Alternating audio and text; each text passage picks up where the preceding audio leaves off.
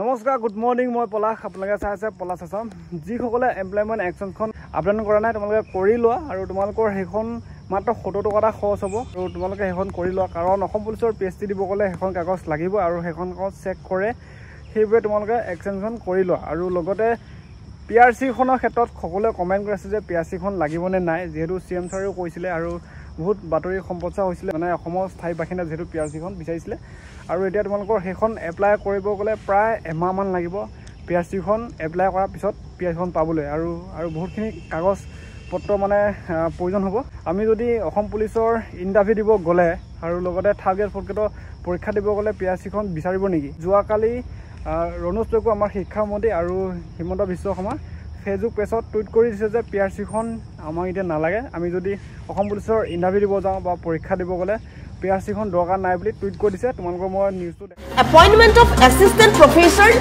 librarian and grade 3 and grade 4 post তাৰ পাছতে লিখিছে with reference to the subject cited above I am directed to inform you that permanent residential certificate PRC is not mandatory for appointment of assistant professor librarian and grade 3 and grade 4 post of PTUM GMC professionalized colleges of Assam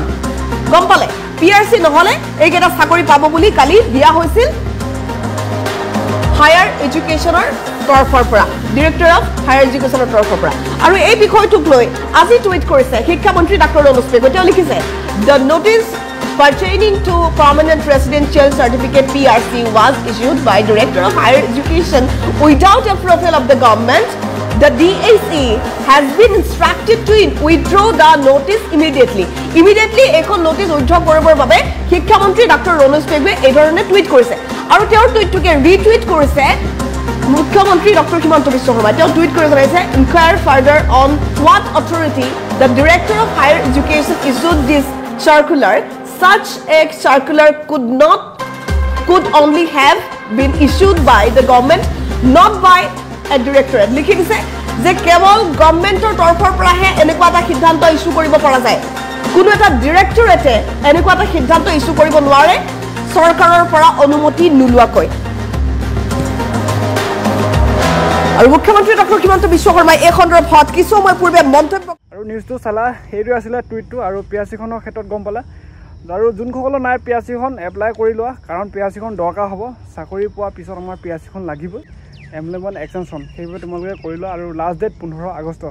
হাততো বেছি দিন নাই কৰি লোৱা আৰু এইটো আছিলে ভিডিঅ'টো তোমালোকক দিবলৈ চেষ্টা কৰিলোঁ আৰু সকলোৱে কমেণ্ট কৰি থকা বাবে তোমালোকক নিউজটো দিলোঁ তোমালোকে নিশ্চয় গম পাইছা পিআৰচি আৰু এমপ্লয়মেণ্ট এক্সচেঞ্জ 15 তাৰিখে লাষ্ট ডেট কৰি লোৱা সোনকালে আৰু লগতে